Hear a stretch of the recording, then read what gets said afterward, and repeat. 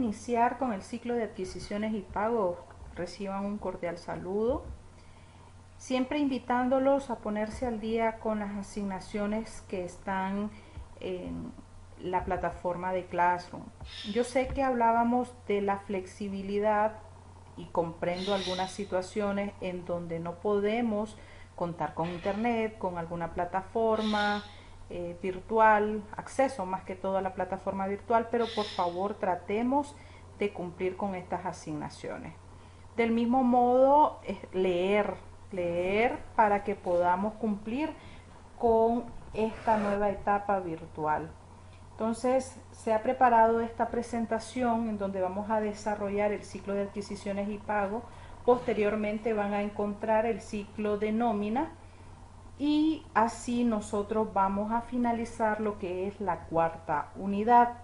Posteriormente, el sábado, el próximo sábado, estaré subiendo un video en donde vamos a abordar paso a paso la instalación de Mónica. De igual manera, en el blog jalfaroman.wordpress, ahí van a encontrar en la clase de auditoría 2 los instaladores que deben de bajar, los instaladores de Mónica. Entonces, iniciemos con esta temática. Ciclo de adquisiciones y pago. En este ciclo nosotros pretendemos cumplir ciertos objetivos académicos, describir el ciclo, cómo funciona, pero más que describirlo de manera teórica, cómo funciona en la práctica en nuestro contexto laboral. El diseñar pruebas de controles, pruebas sustantivas de las transacciones propias del ciclo de adquisiciones y pago, tomando en cuenta los riesgos de control relacionados con el mismo. Conocer la confiabilidad, ¿verdad?, que tiene la evidencia que se obtiene en este ciclo. Eso es muy, muy importante. En el ciclo de adquisiciones, ¿qué incluye? ¿Qué se refiere a este ciclo de adquisiciones de mercancía y hasta de servicio? Esto incluye partidas como la adquisición de materia prima. Si estamos hablando en el contexto de empresas manufactureras, sea esta que diseña y elabora pantalones, calzones, lo que sea, entonces vamos a ver el tipo de materia prima, los equipos que se utilizan para este proceso productivo o hasta el mobiliario, los suministros, los servicios profesionales, sea de un arquitecto, un ingeniero, un contador, un auditor, reparaciones y mantenimiento, investigación y desarrollo. Esto es más dado más en aquellas empresas que buscan innovar en productos y tienen que invertir en investigaciones y desarrollo. El ciclo cuenta con algunas o afecta a algunas cuentas. Dentro de las cuentas que afecta tenemos el efectivo en banco. Acuérdense que es un ciclo de adquisiciones y pago. Todo inicia con la adquisición de lo que sea materia prima, sea propiedad, planta y equipo, sea algún servicio como lo habíamos hablado. Y puede suceder que lo registremos como un pasivo, ¿ya? Como un pasivo y posteriormente este pasivo tendrá que pagarse disminuyéndose con una cuenta de efectivo en banco. Estas son las principales cuentas que podríamos afectar, como se menciona acá: cuentas por pagar, las cuentas de inventario, la de activo fijo, gastos, mejoras y la cuenta de impuestos. ¿Ok? Es importante. Y en algunos casos, en empresas donde importan, tenemos los gastos de importación, trámites aduaneros, que más adelante vamos a hablar al respecto. Que la naturaleza del ciclo de adquisiciones involucra muchas veces decisiones y procesos para obtener mercancías y servicios. Por ejemplo, la transacción que queremos ver, adquisiciones, queremos ver el inventario, si hay necesidad de inventario, esa es la cuenta que voy a revisar. ¿Qué documento base? El Mastercardex. Esto es importante. Cuando yo voy a revisar, a auditar esta cuenta, yo directamente vamos a donde el encargado de bodega y solicitamos su Mastercard. Este Mastercard me tiene que coincidir con el físico, pero también él me va a dar las pautas que en determinada etapa había déficit de tipo de inventario y por eso hubo una adquisición del mismo. Del mismo modo en propiedades, planta y equipo. Esto es importante, jóvenes, y sobre todo aplicar los controles necesarios. Muchas veces en algunas empresas adquieren, por ejemplo, y se dio, esto entre paréntesis, fue un caso real, en una empresa X, Y o Z, eso no es importante, en una empresa se adquiere un equipo de aire acondicionado. Era de urgencia para la producción porque ahí parecía un horno y por las condiciones que requiere el MITRAB al momento de inspección, entonces se necesitaba con urgencia estos splits de aire acondicionado. No se hizo la solicitud, se compró y directamente se fue a instalar. No pasó por bodega, no existía en los controles, pero sí existía el pago. Ya, entonces, al momento de revisar el activo fijo, contrarrestamos el pago, pero no lo encontramos, porque cuando se adquiere un activo fijo, debe de pasar por bodega, bodega remisionarlo, codificarlo e ingresarlo correctamente al listado de activos fijos, que a partir de esto se tiene que depreciar. ¿Qué sucede con esto, jóvenes? Si no se cumple, ¿hay fallas de control interno? Sí. No, y al haber fallas de control interno, no puedo ubicar los bienes y es susceptible para que se cometan algunas acciones que no van de acuerdo a los procedimientos comunes normales dentro de una empresa. Del mismo modo, si no encuentro este activo, no está dentro de mi listado de activo fijo, no lo deprecio. Si no lo deprecio, ¿qué sucede? No hay disminución de utilidades y eso afecta al momento de pagar los impuestos. Vieron que al final un error, una omisión no solo involucra a un ciclo, en este caso de adquisición y pago, sino que esto es una cadena. Así que no podemos decir, es que fue un errorcito pequeño, no pasa nada, todo lo vamos a corregir. No, al final estas decisiones, por eso dice decisiones y procesos necesarios para obtener mercancía y operar un negocio. Operar no simplemente es adquirir, lo registré, y ya. No, tengo que revisar más allá en qué afecta esto. Continuando con las cuentas, gastos anticipados, si estoy en un servicio, las mejoras. Cuentas por pagar, porque si esta adquisición fue al crédito.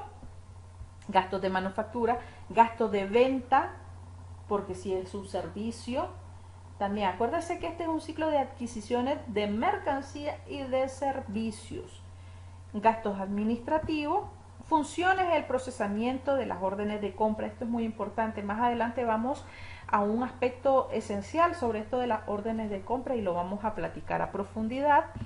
La recepción de los bienes, que era lo que les decía, hay que recepcionarlo, codificarlo y entregarlo a la persona responsable.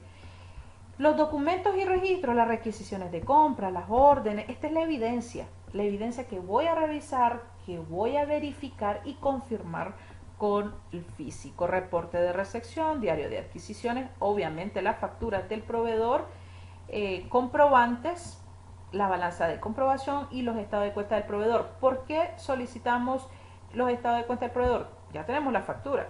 ¿Y por qué los estados de cuenta? Sencillo, porque muchas veces, y puede suceder, que tenemos una deuda y no se paga.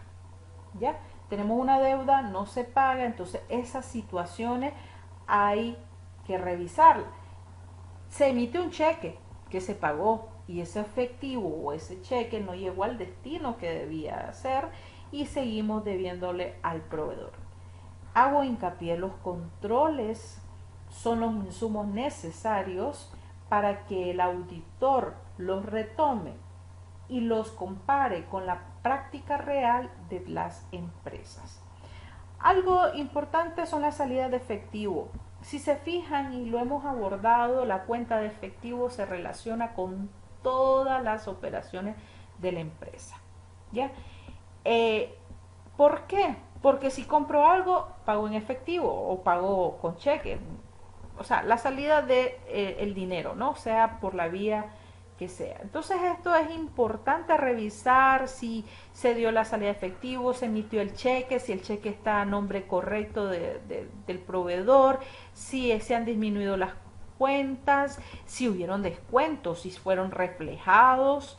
Entonces, en este ciclo de adquisiciones hay que revisar con lupa y hay que llevar los controles pertinentes. El procesamiento de los desembolsos de efectivo, que era lo que les decía, hay que revisar los cheques, ¿no? Procesamiento de las órdenes de compra. ¿Cómo surge este ciclo? Hay una necesidad de materia prima o de un servicio, de un bien. ¿Y qué comienza a hacer? Se comienza a hacer en las empresas, en las entidades del Estado siempre hacen las cotizaciones y está dentro de la ley de contrataciones del Estado. 3 cotizaciones, ¿para qué? Para que haya mayor transparencia en este proceso. Las empresas privadas omiten muchas veces esta etapa. Sin embargo, es muy importante. Ojo, muchas veces se ha revisado en una empresa, se ha aplicado procedimientos de auditoría y se revisa que se compra al mismo proveedor continuamente. Esto no es malo, no quiero decir que esto sea malo. Hay que ver los factores que influyen en esto. Sin embargo, a veces es bueno revisar y justificar la compra continua. Puede ser un ejemplo, aquí en este LI, que es solo Cinza, un ejemplo ajeno a la realidad, pero es un ejemplo. Que en Cinza hay un tipo de zinc y que solo ellos lo venden, entonces continuamente tenemos que comprar este zinc, ¿ya? O que existen bolsitas de celofán especiales y que solo lo distribuye o lo vende Distribuciones Caribe y por eso, ni modo, aunque está Managua, pero dicen que por el costo, la calidad, y entonces ya se viene trabajando con este proveedor desde hace tiempo. Sin embargo, hay que revisar y hay que cotizar. Muchas veces los gerentes por eso aplican o piden que la auditoría en adquisición y pago sea, o sea, no solo de sumar y restar, sino que de investigar, confirmar si los procedimientos se están realizando como debe ser. Posteriormente a la necesidad, algo muy importante es que se lleve un control, por ejemplo, si necesito materia prima, un control en el inventario y con tiempo hacer la orden de compra. Porque, imagínense ustedes están trabajando en la Pepsi y el responsable de bodega, una semana antes de grandes pedidos, le dice, ya no tengo botella, ya no tengo. Y el proveedor me dice que esta botella la tiene que importar desde China y eso le demora, si viene por avión, 15 días. ¿Qué sucede? Se detiene la producción. Entonces, esto es importantísimo. Ahora, regresando a la parte de las órdenes de compras, deben de ser claras, precisas, porque así se evitan problemas. El color, el sabor, el tamaño, la calidad, las dimensiones, todo bien explicado y sobre todo la fecha en la cual yo necesito como empresa esta materia prima en las instalaciones o este bien en las instalaciones de la empresa. Siempre se hacen compras no por tener deseo de comprar, sino porque hay una necesidad y esa necesidad apremia. ¿Okay? Entonces, otro aspecto importante es la recepción de esas mercancías. Hay que hacer reportes de entrada a bodega. No es simplemente, bueno, vino la mercancía, la factura. Por ejemplo, si ustedes vamos a visualizar este proceso en una fábrica que importa, en una empresa que importa. Entonces ustedes dicen, todo esto ya emití la orden de compra, dice mi cliente me está explicando este proceso y yo lo debo comprender perfectamente. ya el cliente emitió la orden de compra, mi proveedor está en China, dice el cliente, entonces hay que esperar, ya pagó el cliente el flete de la naviera, que son, póngale que sea en China, son $5,000, ya lo pagó. Importante que en este ciclo, cuando estamos hablando de una importación, hagan uso de una cuenta llamada mercadería en tránsito. Es una cuenta transitoria, ¿ok? Es una cuenta transitoria. Entonces llega el contenedor a puerto, cobran algunos gastos de desaduanaje por parte de la DGA, por parte de la agencia aduanera, todo va acumulándose a mercadería en tránsito, naturaleza deudora contra el efectivo en banco que está disminuyendo al hacer los desembolsos. Ya esta cuenta de mercadería en tránsito va acumulando flete, va acumulando seguro, va acumulando gastos varios, etcétera, ¿no?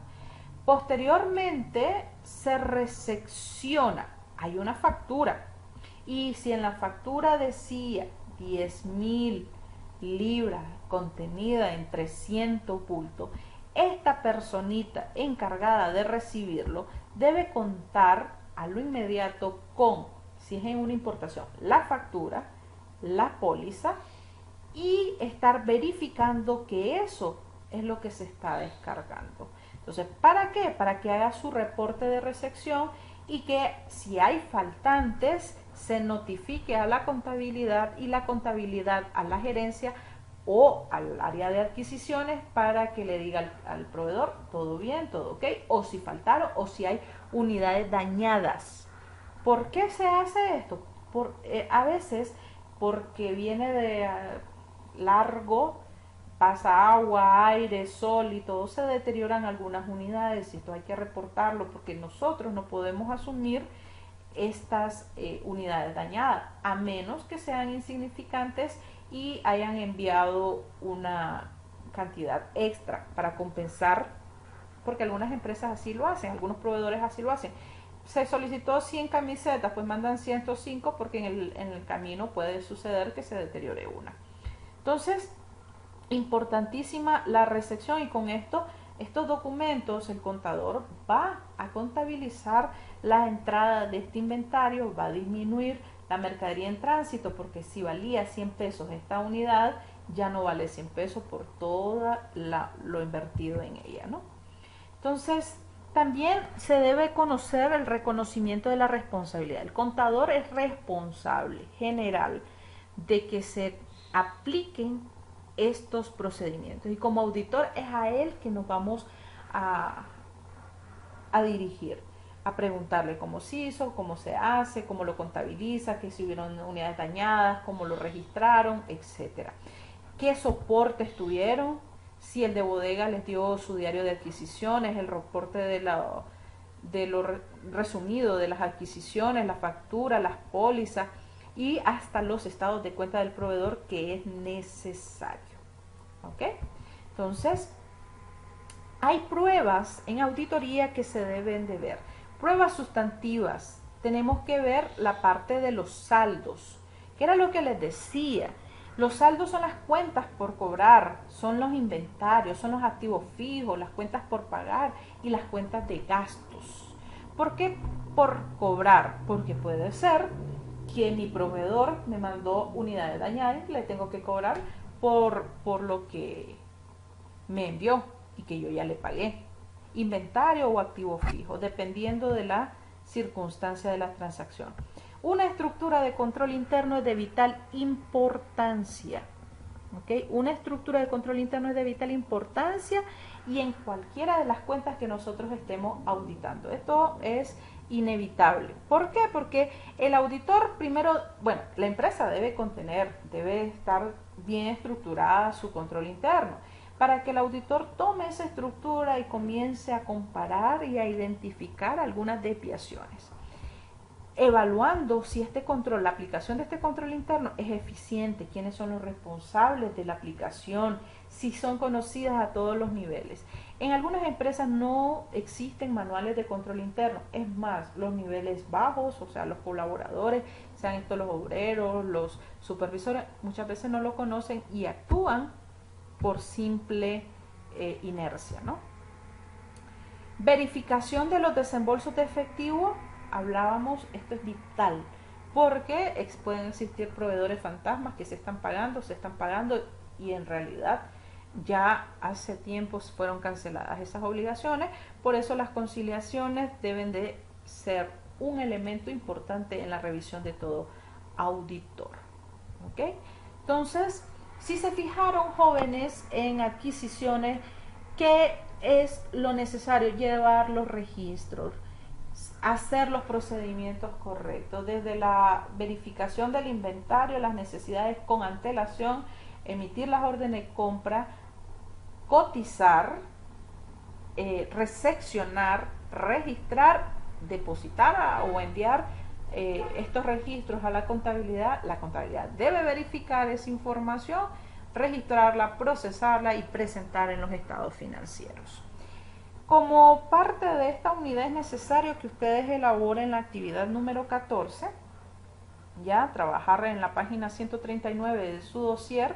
Esta actividad se va a habilitar en Classroom para que ustedes lo hagan y posteriormente sería evaluada, ¿no? Entonces, en lo que concierne a este tema específico, aquí nosotros finalizaríamos. Si tienen siempre dudas, inquietudes, pueden chatear en WhatsApp o pueden escribir un comentario en este video.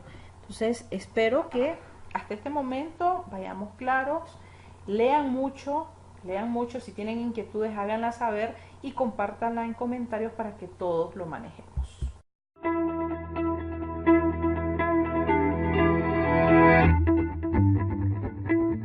Quiero reiterar la invitación para ponerse al día en las asignaciones que están puestas en la plataforma de Classroom. Si bien es cierto, ya se había mencionado que hay una flexibilidad, sin embargo debemos de cumplir con las mismas.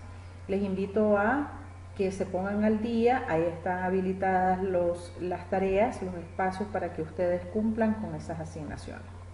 En este momento vamos a ver lo que es el ciclo de nómina y de personal. ¿Qué objetivos perseguimos en esta temática? Describir el ciclo, cómo se compone el ciclo, qué aspectos lo componen, cuáles son las dificultades presentadas, las cuentas, cómo se pueden identificar los controles. Asimismo, diseñar y desarrollar pruebas y controles que permitan obtener suficiente evidencia para desarrollar todo tipo de trabajos de auditoría.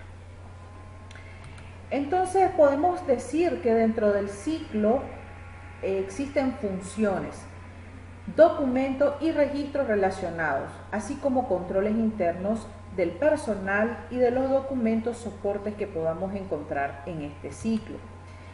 Es importante que iniciemos desde el momento de la contratación del personal. ¿Qué documentos se necesitan para la contratación del personal?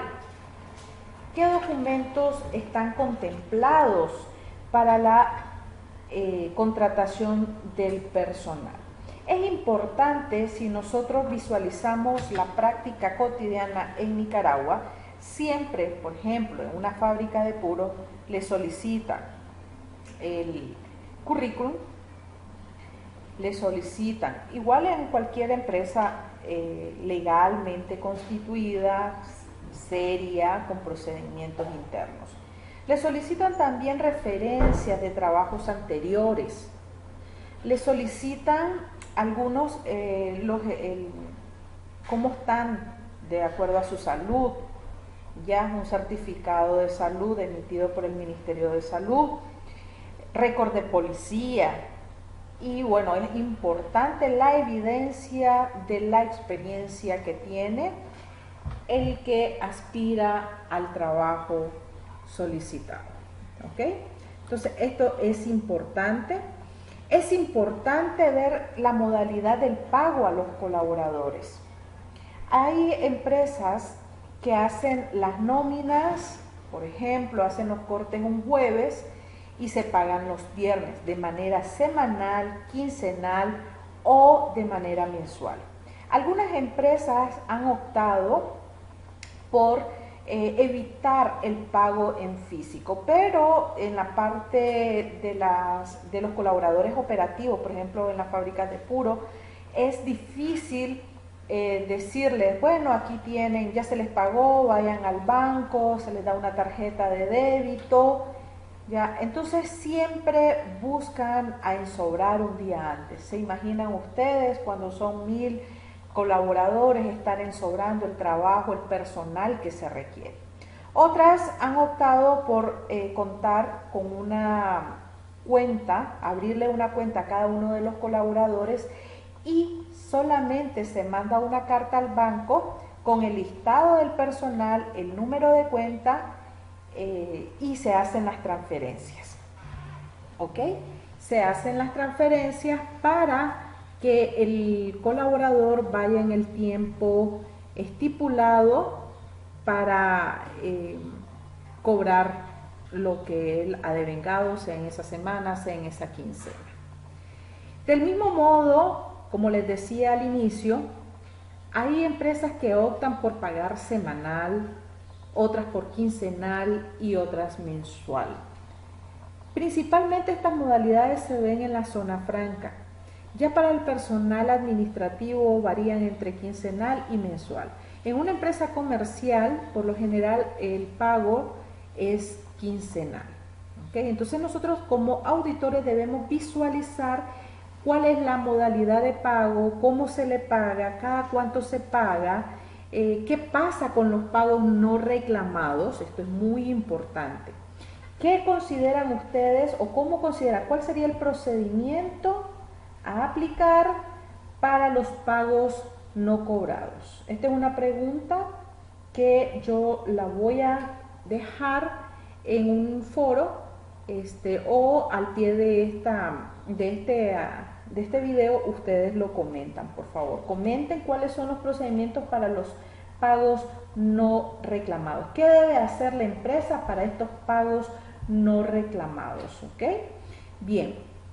Luego que tenemos los pagos a los colaboradores, importante revisar el pago de las obligaciones al Estado. ¿A quién se le paga? Al INS. ¿Qué se le paga? Se le paga el aporte patronal. Jóvenes, el aporte patronal, ¿en cuánto está actualmente? ¿En cuánto está el aporte patronal? ¿Okay? Estas son preguntitas que ustedes me van a comentar en el video, ahí es donde se habilitan los comentarios. ¿Cuánto está el aporte patronal tanto para el régimen integral como para el IBM? Ustedes saben que en nuestra legislación, en nuestra ley de seguridad social, existen dos tipos de obligaciones, para régimen integral y para el IBM. ¿Qué significa régimen integral? Es el que el Código del Trabajo, perdón, el Ministerio del Trabajo obliga a los empresarios, a que inscriban a su personal bajo esta modalidad, que tienen derecho a clínica, medicamentos y toda obligación. El IBM simplemente es para vejez e invalidez. Vejez e invalidez. Entonces tienen que visualizar cuál es el aporte patronal que se está dando y el aporte laboral. O sea, cuánto como colaborador de una empresa estoy obligada a que me retengan en mi nómina. Actualmente es el 6.25% en el régimen integral y 4.25% en el régimen IBM.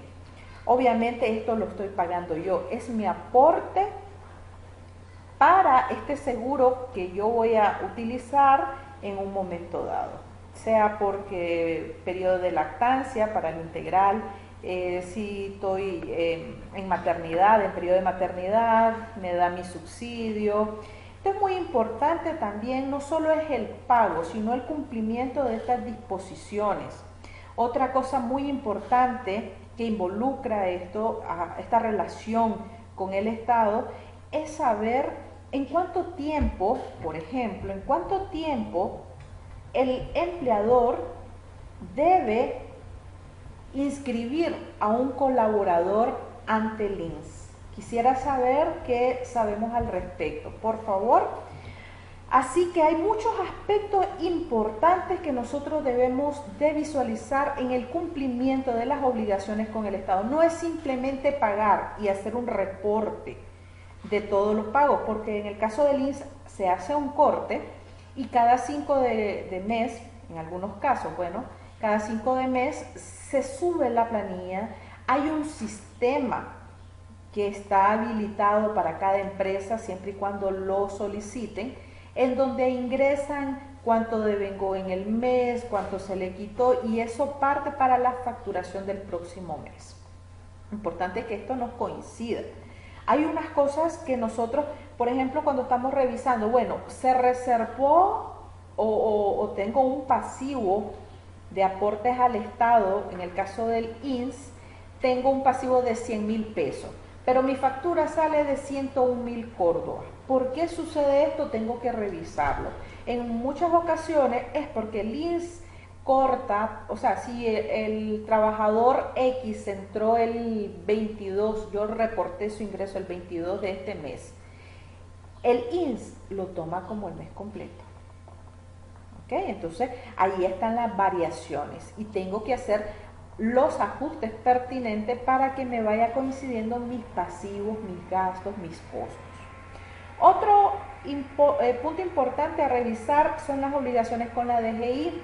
En la DGI no solo es las retenciones por compras de bienes y servicios, las retenciones por servicios profesionales, el IVA, el DAIS, ISC, que son los impuestos que nosotros conocemos cuando hay un intercambio de bienes y servicios. También están las rentas de trabajo. Dentro de las rentas de trabajo hay una tabla progresiva del IR, hay unos rangos, importantes saber aplicarlo.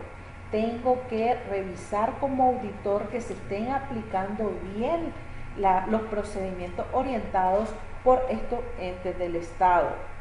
Dentro, si pasa de los 100,000, ya aplica retención 100,000 al año. ¿Ok? Esto es importante que ustedes lo visualicen y lo aprendan a aplicar. Importantísimo. Esto no es aspecto, bueno, esto yo no lo voy a utilizar, yo no, solo este momento. No, joven, solo vamos a aplicar en cada una de nuestras prácticas cotidianas ya como profesionales de la contabilidad. Y obviamente también debo de tomar en cuenta lo que es el INATEC, que es el 2%. ¿Quiénes están exentos de este pago al INATEC? ¿Quiénes están exentos del pago al INATEC? Es otra pregunta que yo les estoy formulando. Exceptos, ¿quiénes están exentos del pago del INATEC? Que el pago del INATEC es el 2%. Esto forma parte de los aportes al Estado, que es una cuenta que se visualiza. Asimismo, hablando de cuentas, existen algunas cuentas. Cuando se hace el pago de nómina, también pueden llegar a anticipos de sueldos.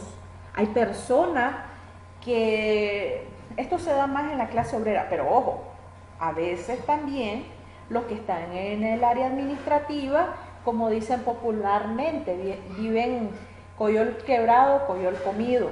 Ya, entonces tienen que hacer o solicitar un anticipo de sueldo o un préstamo personal. Ojo, estos préstamos al personal no pueden salir de los fondos de caja chica. ¿Okay? Esto es importante. También tenemos que ver cómo han estado las distribuciones de la mano de obra. Esto para las empresas manufactureras que llevan una contabilidad de costo. Prestaciones al personal. ¿Cuáles son las prestaciones al personal? Vacaciones, 13º mes, indemnización. ¿Y cómo se van acumulando estas prestaciones? Ok, las vacaciones, dice la ley, el Código del Trabajo, que por cada mes trabajado el colaborador tiene derecho a 2.5 días. Es decir, si yo trabajé todo el año completo, yo tengo derecho a 30 días de vacaciones. ¿Qué sucede con esto? Yo tengo que ver si mi cliente las paga o manda a sus colaboradores a descansar. Cuando sucede esto, ¿cómo se contabiliza? Si las pago, ¿qué cuentas afecto? ¿Okay? Si se pagan, se afectan las cuentas, obviamente ustedes, bueno, ya vamos a ver este punto más adelante. ¿Qué otras prestaciones decíamos? El 13º mes. El 13º mes igual, por cada mes trabajado acumula 2.5 e igual las indemnizaciones. ¿Qué sucede con las vacaciones? Las vacaciones son objetos a deducciones. Por ejemplo, lo que es el INS. En cambio, el aguinaldo es intacto. No se puede hacer ningún tipo de deducción en el aguinaldo. ¿Ok? Las vacaciones, si son pagadas, pueden hacer un corte en junio, pagando los primeros 15 días, y en diciembre, pagando el resto de los 15 días. ¿Ya? En cambio, en el aguinaldo, según la ley, tienen los primeros 10 días del mes de diciembre. Y la indemnización, cuando yo pues me decido que ya no quiero seguir colaborando en esa empresa, entonces solicito que me liquiden, y ahí contempla el acumulado hasta la fecha de la liquidación, sea de vacaciones, aguinaldo y las indemnizaciones. Es importante saber que por cada año trabajado, un colaborador de la empresa tiene derecho a 30 días. A partir del cuarto año son 20 días. Por eso algunas empresas deciden que cada año van liquidando. Esto con el objeto de ayudar a los trabajadores, ¿ya? Porque realmente a la empresa no le conviene, pero es un incentivo, porque los trabajadores dan mucho más, apoyan los objetivos estratégicos de la empresa, entonces es una manera de incentivarlo. Porque hay otras que no, o sea, no hacen esto porque obviamente se descapitalizan, y peor si lo hacen en diciembre, cuando hay que pagar vacaciones y aguinaldo. Hay ajustes a nóminas que coinciden o que contienen, bueno, que a lo mejor no le pagué alguna hora extra, no se le el subsidio. En nómina hay mucho que ver. Hay mucho que visualizar. Los subsidios, por ejemplo. Cuando el INS me reconoce o paga un subsidio al colaborador. ¿Ya? Por ejemplo, hay empresas o hay trabajadores que no les gusta que sean inscritos en el INS. ¿Por qué? Bueno, sí, porque me van a quitar el 6.25, porque el INS no me funciona, porque yo gano tan poco y yo se lo voy a dejar al INS. Esa es la mentalidad de algunos trabajadores. Cierto o mentira, queda a discreción de ellos. Sin embargo, esto es una obligación del empleador de inscribir a sus trabajadores en el seguro social. Por ejemplo, pasa algún accidente laboral, ¿qué sucede? Como empresa se le tiene que pagar el 100%, ya tiene que asumir, imagínense que pasen cosas graves, pueden asumir hasta multas. Otro punto importante es la maternidad. Acuérdense que una mujer que trabaja en una empresa tiene derecho al periodo pre y postnatal, un mes antes de su fecha de parto y 2 meses después. ¿Quién paga esto? El 60% lo paga el INS y el 40% lo paga la empresa. Ahora, cuando digo el 60% lo paga el INS, hay un cheque que el INS extiende a nombre del colaborador. ¿Ya? Y ¿parte de qué? De los reportes que yo hago, de las constancias que ingresa el trabajador. Ahora, si un trabajador por X o Y motivo se enfermó, fue a la clínica, trae subsidio, si es después de 3 días de subsidio, lo asume el INS, ¿ya? Y durante los primeros 3 días lo asume la empresa. Algunos lo dan a cuenta de vacaciones, algunos pagan un 60 o 40%. Entonces, es bien delicado esta parte de nómina. ¿Qué me dice la ley al respecto? ¿Qué dice la ley con respecto a los subsidios? Con respecto a los subsidios. Hay muchas preguntas que les estoy dejando o que les voy a dejar para que ustedes contesten. ¿Qué dice la ley con respecto a los subsidios? Las respuestas de estas preguntas son individuales, jóvenes. Lean, documentense, porque como contadores debemos de manejarlo. Debemos de manejar todo esto. Asimismo, cuando hay accidentes laborales, por ejemplo, es importante, si yo voy de aquí a la FAREN y tengo un accidente, pero es mi jornada laboral y voy, lo asume la empresa.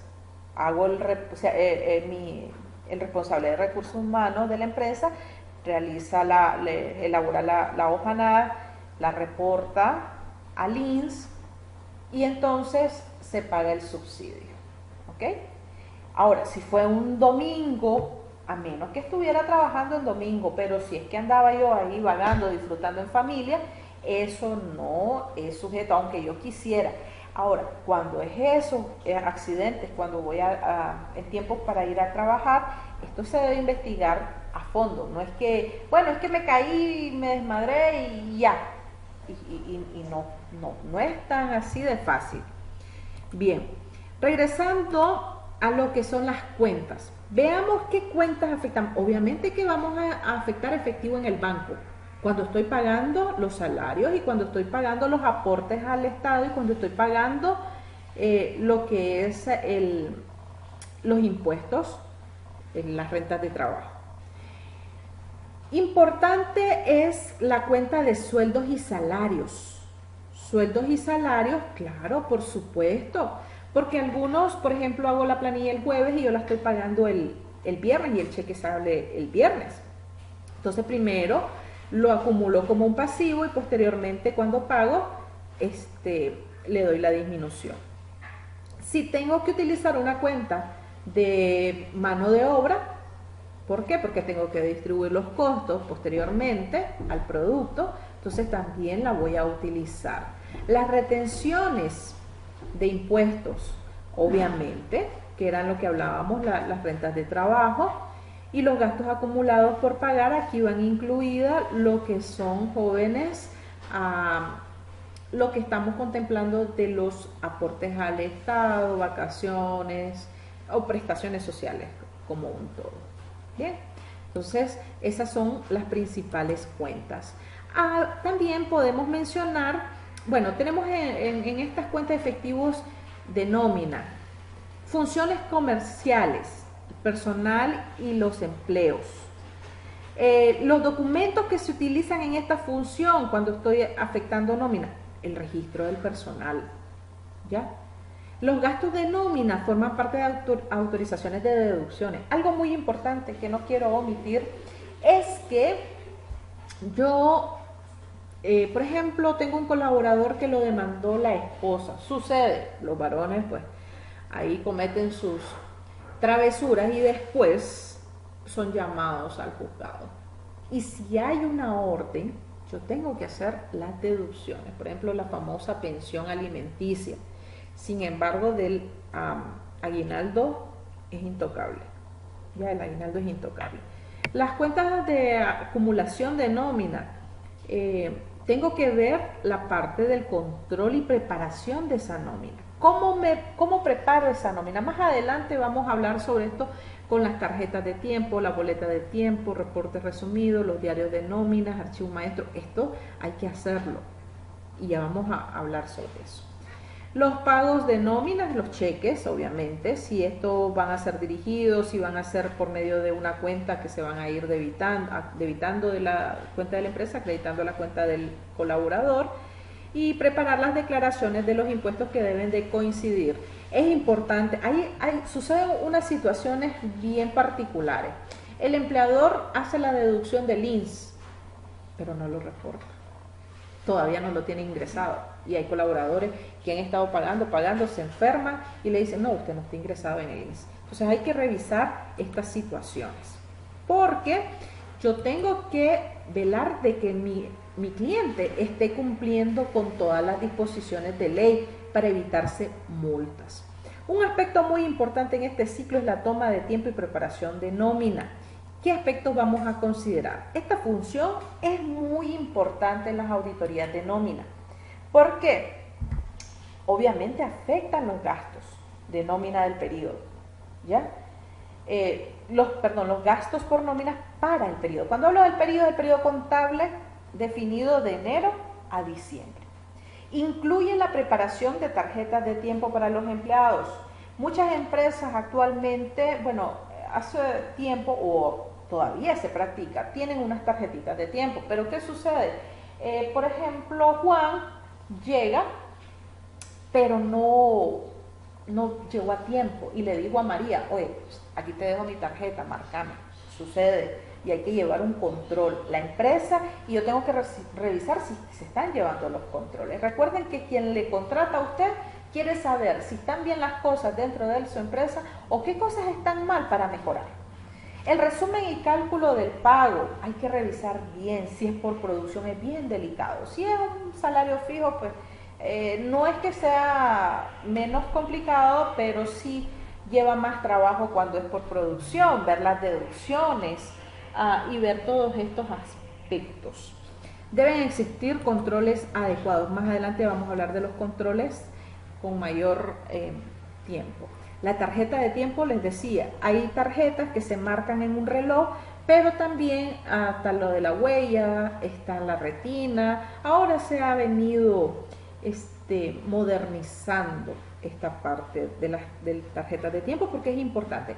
En algunas empresas el sistema de esto de tiempo, donde usted pone su huella o pone la retina, está conectada con el módulo de planilla de un sistema contable. Esto es súper fácil o facilita al pobre responsable de recursos humanos porque ya se sabe el tiempo, cuánto faltó, cuánto no. En tiempos anteriores, estar sumando en la tarjeta cuántos días, cuántas horas que pasó, por qué no vino y todas estas situaciones. Como les dice acá, para muchos empleados, los relojes registradores de tiempo preparan de forma automática la tarjeta de tiempo. Por lo general, las tarjetas de tiempo se entregan por semana. Sí, o ahora con lo que le mencionaba anteriormente. Este del reporte resumido de nómina es un documento generado por la computadora que resume, que era lo que les decía, resume a qué horas entró, a qué horas salió, qué pasó, y si no estuvo, qué sucedió, y se justifica. Otras cosas importantes, ¿qué pruebas de control se van a fijar en la auditoría? Voy a ver la importancia de evaluar el riesgo. Miren, cuando hablo en auditoría de recursos humanos, yo tengo que revisar con lupa, porque puede suceder que el responsable de nómina o el auxiliar del responsable de nómina que se encarga de hacer las nóminas está incluyendo personal fantasma. Y esa es una manera de fraude que ha sucedido. Tiene el personal, obviamente que estas anomalías es en conjunto, siempre hay cómplices. Y el responsable de producción lo va reportando con producción, la otra incluye en la nómina y se van pagando y es una cuestión de que hay que tener mucho cuidado y más cuando hay muchos colaboradores. Cuando son 15, 20, hasta 100, pues ya se conocen todos y es un poco más complicado, pero cuando son 1000 es importante tener presente esto del riesgo. Evaluar el riesgo de control, que era lo que les decía, diseñar y llevar a cabo pruebas de control. Yo puedo ver el listado del personal y puedo llegar a producción y que me diga el responsable, ¿quién es esta persona? Enséñeme los reportes de producción, los subsidios, porque debe haber un control paralelo. Entonces, dentro de mis procedimientos de auditoría lo debo de tomar en cuenta. Entonces, así diseñar pruebas de detalles, de saldos de nómina, en donde yo voy a revisar, porque puede, como les decía anteriormente, el empleador le puede hacer las deducciones al colaborador, sin embargo no se reportan. Entonces tengo que ver qué está pasando. ¿Okay? ¿Qué otro aspecto yo tengo que ver? los controles, que era lo que les mencionaba anteriormente.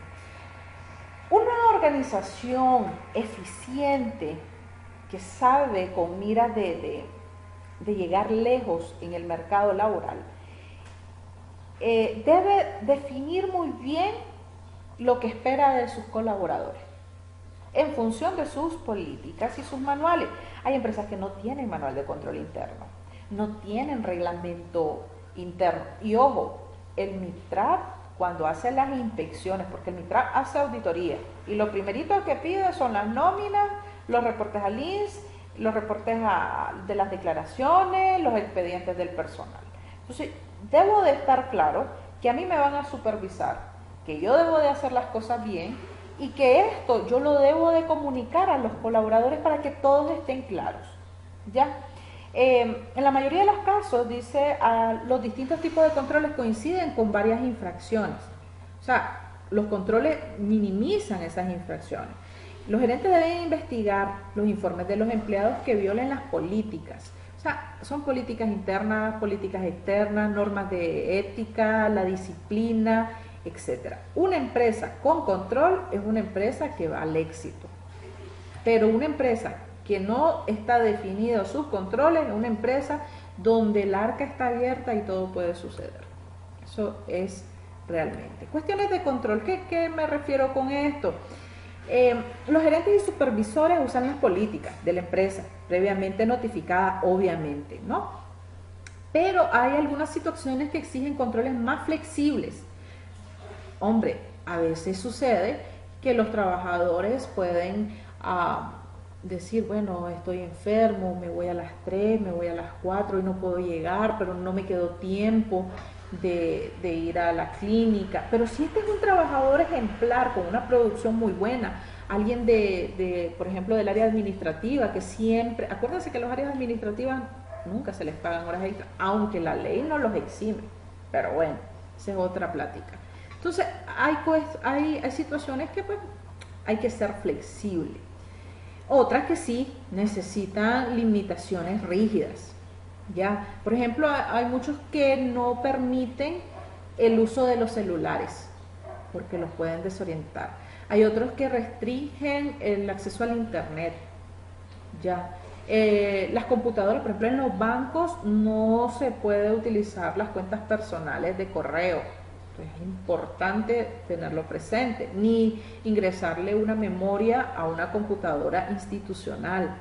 Igual en las empresas, en teoría no utilizar los recursos de la empresa para asuntos personales.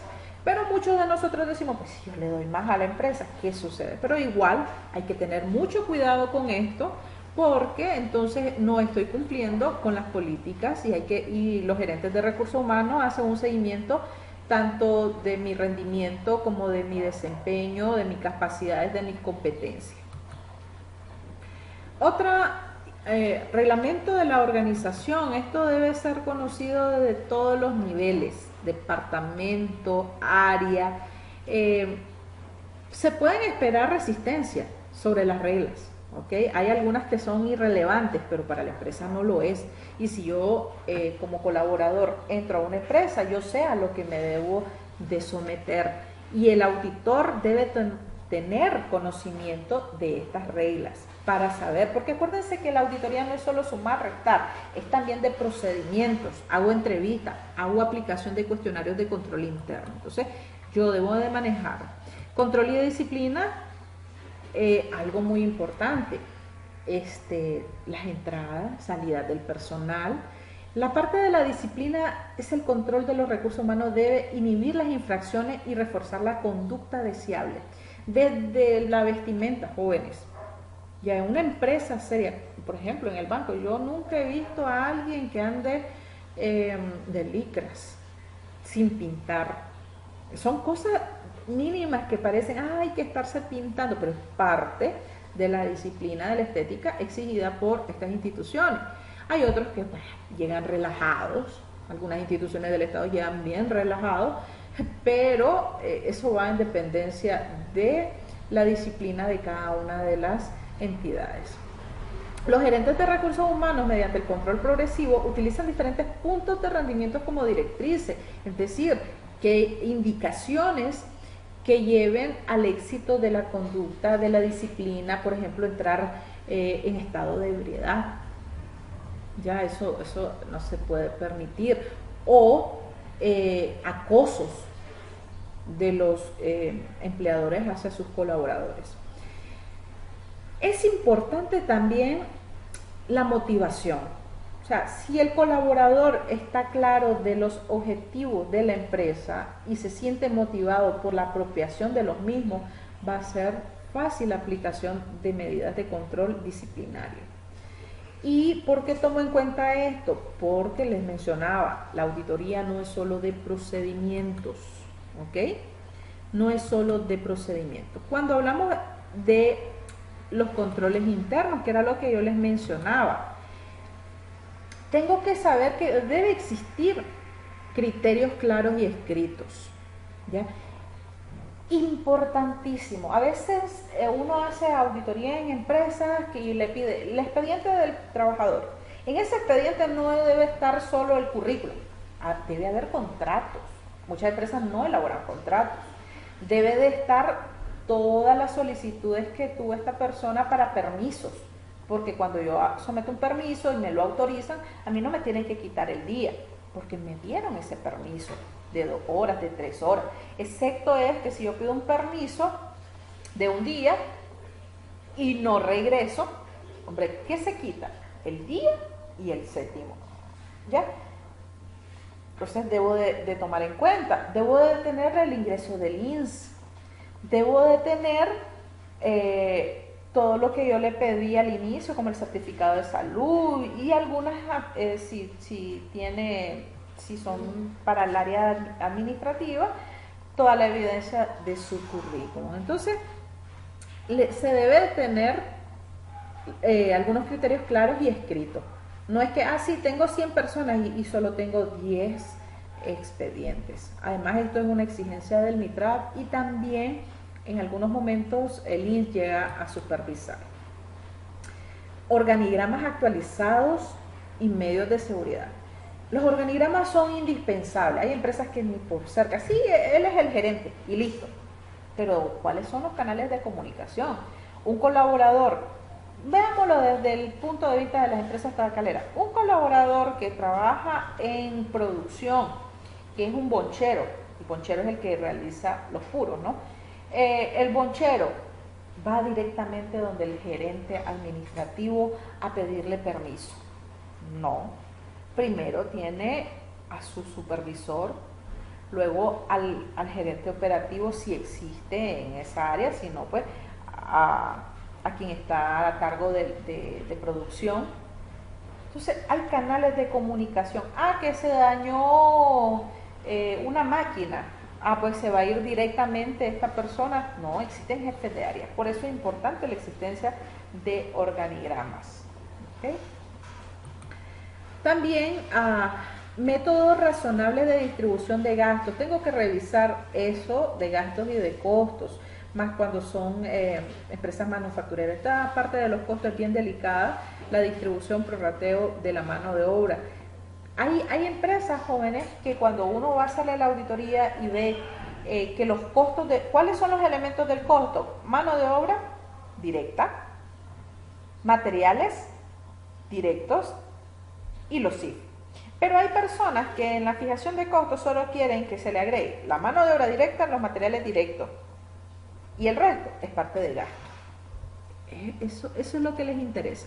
Entonces yo tengo que ver cómo hacen la conciliación de forma periódica entre las cuentas bancarias y los pagos de nómina. Claro, sea por la vía que se les pague, yo tengo que ver que si el cheque salió de 100,000 pesos, la deducción en el banco fue de 100,000 pesos. El cheque con la nómina, que suma la nómina, los 100,000 pesos. ¿Ya?